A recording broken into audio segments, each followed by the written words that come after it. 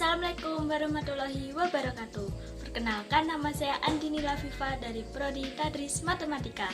Hari ini saya akan menjelaskan tentang dasar aljabar. Untuk mengerti aljabar secara keseluruhan, kita harus belajar dasarnya dahulu. Apa sih dasar-dasar aljabar itu?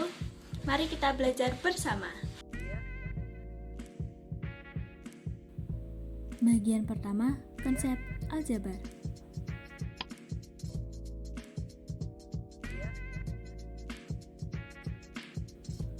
Pertama, kita akan mengetahui sejarah aljabar. Aljabar diperkenalkan pertama kali oleh matematikawan Arab bernama Al-Khwarizmi. Konsep aljabar ini merupakan konsep penting dalam matematika. Dari konsep aljabar, muncul konsep-konsep baru matematika yang membuat ilmu matematika menjadi lebih berkembang. Yang kedua ada dasar aljabar. Aljabar adalah cabang ilmu matematika yang di dalamnya memuat dan memanipulasi simbol-simbol. Secara umum, bentuk aljabar dituliskan seperti berikut. 24x kuadrat plus 5y kuadrat min 12xy plus 8y min 7. Untuk x dan y disebut variabel dan angka disebut angka koefisien. Untuk angka tanpa variabel disebut konstanta.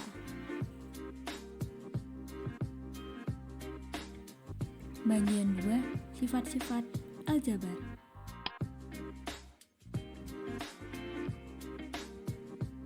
Sifat aljabar terbagi menjadi 3. Yang pertama, sifat komunikatif. Sifat ini berlaku untuk penjumlahan dan perkalian. Contohnya, A ditambah B itu sama dengan B ditambah A. Lalu, A dikali B itu sama dengan B dikali A. Jadi, jika angkanya dibolak-balik, hasilnya tetap sama. Yang kedua ada sifat asosiatif. Sifat asosiatif ini mirip dengan sifat komunikatif, namun bentuknya berbeda. Contoh, dalam kurung A ditambah B ditambah C sama dengan A dalam kurung B ditambah C. Untuk perkalian, dalam kurung A dikali B dikali C sama dengan A dalam kurung B dikali C. Yang terakhir, sifat distributif. Dalam sifat ini mengandung operasi perkalian menjadi penjumlahan atau pengurangan. Contohnya, A dikali dalam kurung B ditambah C itu sama dengan dalam kurung A kali B ditambah dalam kurung A kali C. Untuk pengurangan, A dalam kurung B min C sama dengan dalam kurung A dikali B dikurangi dalam kurung A dikali C. Bagian 3, operasi bentuk aljabar.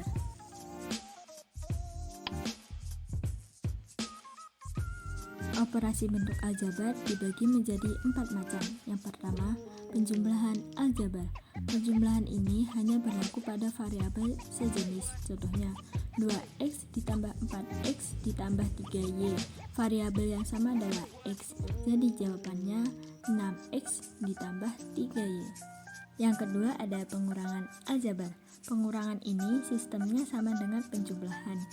Contohnya, x dikurangi 6x dikurangi 4y dikurangi y sama dengan min 5x dikurangi 5y. Yang ketiga ada perkalian aljabar. Operasi perkalian ini bisa dilakukan untuk semua variabel. Contohnya, 5 dalam kurung AX plus BY sama dengan 5AX ditambah 5BY. Yang terakhir ada pembagian aljabar. Untuk proses ini, semua variabel dapat digunakan. Nah, tetapi jika ada variabel yang sejenis dalam proses pembagian, maka variabel tersebut akan hilang. Contohnya, 16p kuadrat dibagi 4p. 16p kuadrat ini sama dengan 4p dikali 4p dibagi 4p. Nah, 4p dibagi 4p kan variabelnya sama, jadi dianggap hilang.